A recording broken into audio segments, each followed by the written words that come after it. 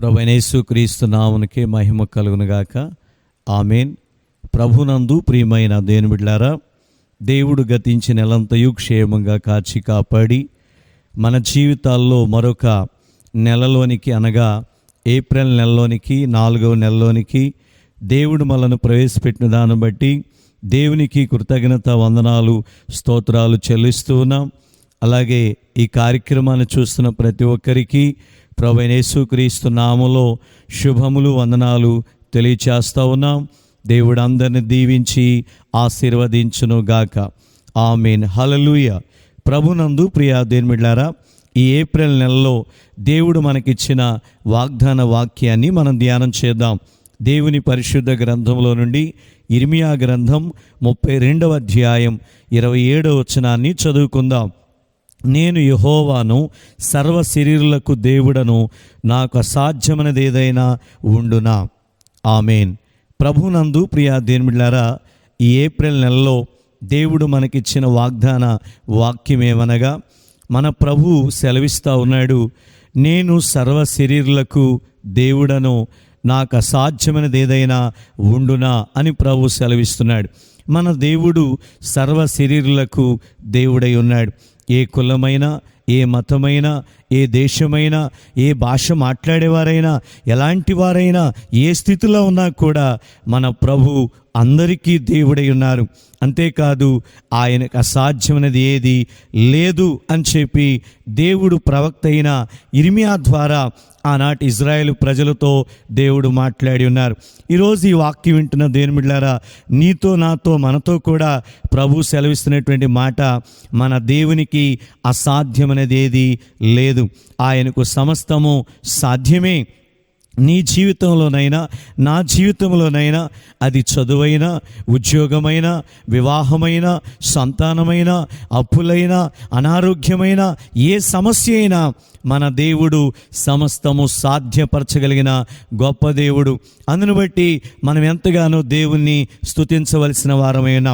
దేవుని వాక్యంలో మనం చూసినట్లయితే ఎవరెవరి జీవితాల్లో ఎలాంటి కార్యాలు చేశాడు, మనుషులకు అసాధ్యమనేవి కూడా దేవుడు సాధ్యపరిచినట్లు వాక్యంలో మనం చూస్తూ ఉన్నాం. ఒక రోజున అబ్రాహాము గారు, ఇదిగో శారమ్మ తన యొక్క గుడారములో ఉన్నటువంటి సమయంలో యేసు ప్రభు ఇదిగో ముగ్గురు మనుషులుగా వారి యొక్క గుడారం దగ్గరకు వస్తున్నట్లుగా మనం చూస్తూ ఉన్నాం.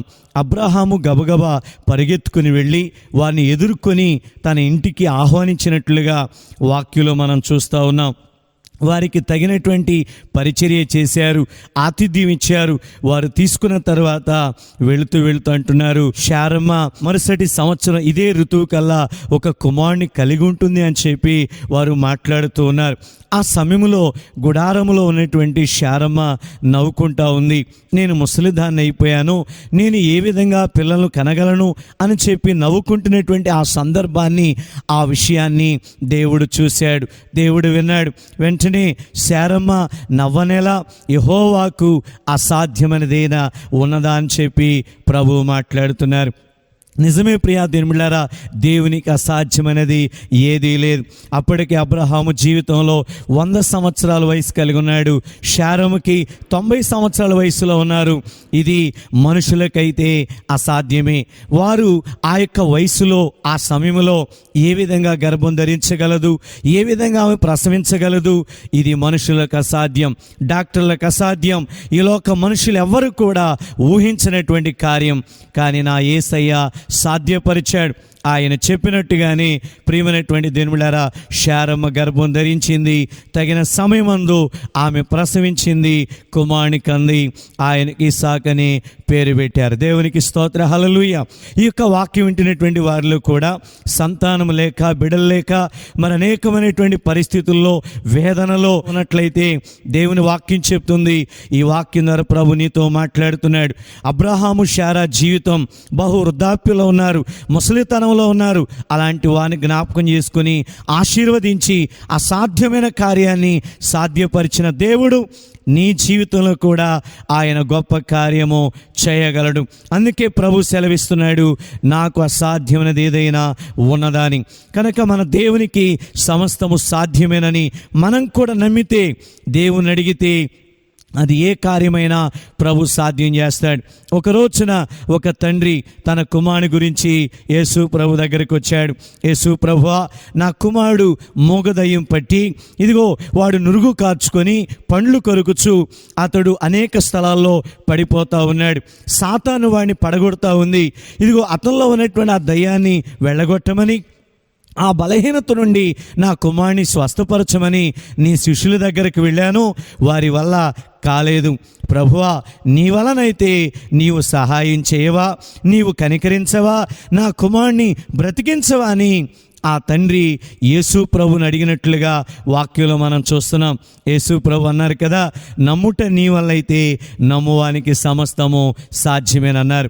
తండ్రి అంటున్నాడు కదా, ప్రభువా నేను నమ్ముతున్నాను, అపనమ్మకం రాకుండా సహాయం చేయనాయన, నా కుమారుని బ్రతికించు నాయన, స్వస్థపరచు నాయన అని అడిగినప్పుడు యేసు ప్రభు వెంటనే ఆ చిన్న బిడ్డలో ఉన్నటువంటి దయ్యాన్ని గద్దించాడు.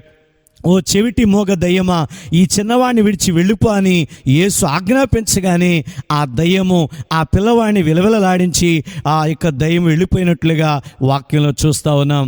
ఆ కుమారుని యేసయ్య బ్రతికించాడు, స్వస్థపరిచాడు.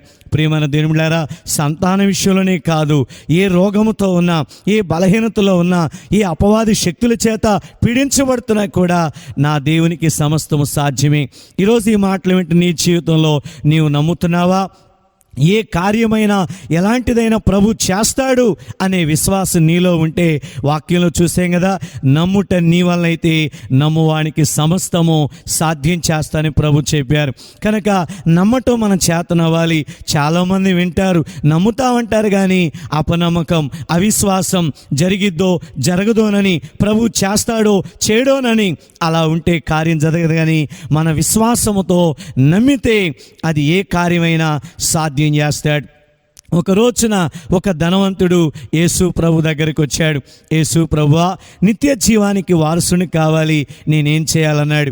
యేసు ప్రభు అన్నాడు, ఆజ్ఞలు గైకొనయ్యా, ఆజ్ఞలు పాటించు, ఆజ్ఞలను బట్టి నువ్వు నడుచుకుంటే నిత్య జీవానికి వెళతావు అని చెప్పాడు. ఆ ధనవంతుడు అంటున్నాడు, అయ్యా చిన్నప్పటి నుంచే ఆజ్ఞలన్నీ పాటిస్తున్నా అన్నాడు. యేసయ్య అన్నాడు, నీకొకటి కొదువుగా ఉందని చెప్పాడు. ఏంటయ్యా అంటే, నీకున్న ఆస్తి అంతా, ధనమంతా బేదలకు ఖర్చు పెట్టి అన్నాడు. ఎప్పుడైతే యేసు ప్రభు ఈ మాట చెప్పాడో వెంటనే అతడు తన ముఖాన్ని చిన్నబుచ్చుకొని వెళ్ళిపోయాడు. అంటే అతని యొక్క ఆశ, ఆలోచన నిత్య జీవానికి వెళ్ళాలని ఆశతో వచ్చాడు, కానీ యేసయ్య చెప్పిన మాట చేయలేకపోయాడు. వెంటనే ప్రభు అన్నాడు కదా, ఇదిగో ధనవంతులు పరలోక రాజ్యంలో ప్రవేశించడం చాలా కష్టం, ఉంటే సూది బెజ్జంలో దూరుటైనా సులభమేమో, కానీ ధనవంతుడు పరలోక రాజ్యంలో ప్రవేశించలేడు. ఈ మాట ఎప్పుడైతే శిష్యులతో యేసు ప్రభు చెప్పాడో, ఇది ఎలా జరిగిద్దయ్యా అని చెప్పి శిష్యులు అడిగితే యేసయ్య అంటున్నాడు, ఇది మనుషులకైతే అసాధ్యం, దేవునికి సమస్తము సాధ్యమే. నిజమే ప్రియా దేవులారా, నీవు ఈ లోకంలో ధనవంతుడుగా ఉన్నా, ఏ స్థితిలో ఉన్నా, గర్విస్తే నీవు దేవుని రాజ్యాన్ని చేరలేవు. కానీ తగ్గించుకొని దేవుని మాట విని దేవుడు చెప్పినట్లు నడుచుకుంటే ఆ పరలోక రాజ్యానికి నీవు చేరగలుగుతావు. అలాగే ప్రియా దేవులారా, ఒక రోజున యేసు ప్రభు శిష్యులు మేడగదిలో ఉన్నారు. పరిశుద్ధాత్మ కొరకు కనిపెట్టారు, ప్రార్థన చేశారు, పరిశుద్ధాత్మను పొందుకున్నారు. అయితే ఆనాటి ఇజ్రాయేలు ప్రజలు ఎదుట వారు ఒక గొప్ప సాక్ష్యం ఇస్తున్నారు.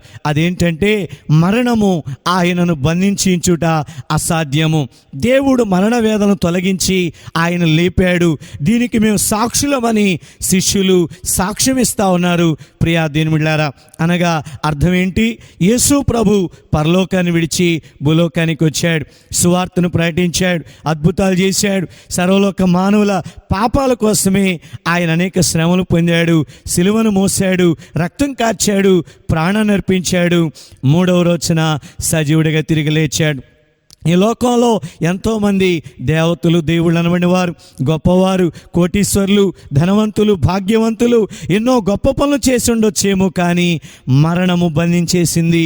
మరణం దగ్గర అందరూ ఓడిపోయారు, కానీ యేసుక్రీస్తు మరణాన్ని జయించి తిరిగి లేచాడు. కనుక మరణాన్ని కూడా యేసయ్య జయించాడు. ఆయనకు అసాధ్యమైనది ఏది లేదని ఈరోజు ఈ వాక్యం ద్వారా ప్రకటిస్తూ ఉన్నాను. ఈరోజు ఈ మాటలు వింటున్న దేవుని బిడ్డలారా, మన దేవునికి సమస్తము సాధ్యమే. యేసును నమ్ముకుంటే, ఆయన యందు విశ్వాసం ఉంచితే, మన జీవితాన్ని ప్రభువుకు అర్పిస్తే, మనం కూడా రక్షణ పొందుకొని ఆయన మార్గంలో జీవిస్తే మరణాన్ని మనం జయించగలుగుతాం. శారీరక మరణం అనేది ప్రతి వ్యక్తికి వచ్చింది. అయితే ఆత్మ మరణం అనగా నరక అగ్నిగుండం నుండి తప్పించుకొని ఆ నిత్య రాజ్యానికి, పరలోక రాజ్యానికి మనం చేరగలుగుతాం. అందుకే యేసు ప్రభు అంటున్నారు కదా, పునరుద్ధానమును జీవమును నేనే, నా యందు విశ్వాసం ఉంచువాడు చనిపోయినా బ్రతుకుతాడని. ఈరోజు ఈ మాటలు వింటున్న దేవుని బిడ్డలారా, నీవు కూడా యేసును నమ్మితే, యేసునందు విశ్వాసం ఉంచితే నిత్య జీవాన్ని ఇస్తాడు. మన ప్రభు మరణాన్ని గెలిచి లేచాడు, మనల్ని కూడా లేపుతాడని నిరీక్షణ, నమ్మకం మనకు దొరికింది. కనుక మన దేవునికి అసాధ్యమైనది లేదు. ఆయనకు సమస్తము సాధ్యమే. ఆయన అందరికీ ప్రభు, అందరికీ దేవుడు. నీవు కూడా నమ్మితే నీ జీవితంలో అది ఎలాంటి కార్యమైనా, ఎలాంటి సమస్య అయినా, ఎలాంటి బాధ అయినా నా దేవుడు కార్యము చేయగలడు.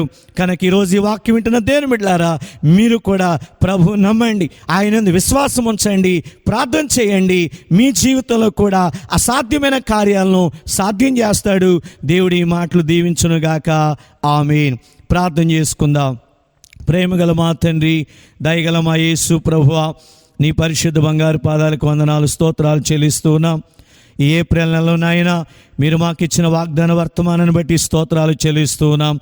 నేను సర్వశరీరులకు దేవుడను, నాకు అసాధ్యమైనది ఏదైనా ఉండునని మీరు సెలవిచ్చారు. నిజమే ప్రభువా, నీకు అసాధ్యమైనది ఏదీ లేదు నాయన. అబ్రహాము శారా జీవితంలో అసాధ్యమైన కార్యాన్ని సాధ్యం చేసి అయా వృద్ధాప్య దశలో వారికి కుమారుని ఇచ్చావు. అలాగే ఒక తండ్రి తన కుమారులో ఉన్నటువంటి దయాన్ని బట్టి, ఆ బలహీనతను బట్టి నీ దగ్గరకు వచ్చినప్పుడు ఆ కుమారుని మీరు స్వస్థపరిచారు. దేవానికి స్తోత్రాలు నాయన. ఇదిగో మరణము అనేకులను బంధించింది, కానీ నిన్ను బంధించలేకపోయింది. మరణాన్ని జయించి సజీవుడిగా లేచావు నాయన. నీకు అసాధ్యమైంది ఏదీ లేదు ప్రభువా. నిన్ను నమ్మిన వారి జీవితంలో అది ఏ కార్యమైనా, ఏ సమస్య అయినా, ఏ బలహీనత అయినా, ఏ అవసరత అయినా నీవు సాధ్యం చేస్తానని దేవా మీరు మాతో మాట్లాడారు. ఈ కార్యక్రమం చూస్తున్న ప్రతి ఒక్కరిని దీవించండి. ఎవరెవరు ఏ ఆశతో ఉన్నారో, ఏ సమస్యలో ఉన్నారో, ఏ బాధతో అడుగుతున్నారో ప్రతి ఒక్కరి జీవితంలో గొప్ప కార్యాలు జరిగించండి. ఈ ఏప్రిల్ నెలంతా కూడా మీరే తోడుగా ఉండి కాపాడి ఆశీర్వదించి మహిమ పొందమని యేసు నామములో అడిగి వేడుకొంచున్నాము తండ్రి. ఆమేన్. తండ్రి అయిన దేవుని ప్రేమ, కుమారుని యేసుక్రీస్తు కృప, పరిశుద్ధాత్మని సహవాసం, సమాధానం ఇప్పుడు ఎల్లప్పుడు ప్రభువు మనకు తోడుగా ఉండి ఆశీర్వదించునుగాక. ఆమేన్. God bless you. అందరికీ వందనాలు.